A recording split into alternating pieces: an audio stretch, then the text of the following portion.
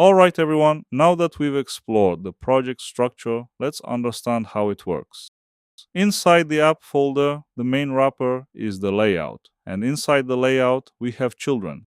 Those children come from page.js, which is what you see on the homepage at localhost 3000. Now here's the key idea. If you create a new folder inside the app directory, for example, blog, and add a page.js file inside it, that page will be available at /blog. So routing in Next.js is based on folders.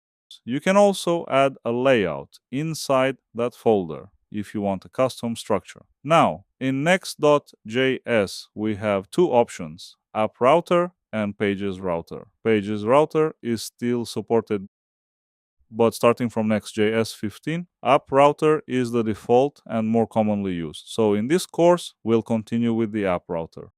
To summarize, layout is the main container and page.js defines the content.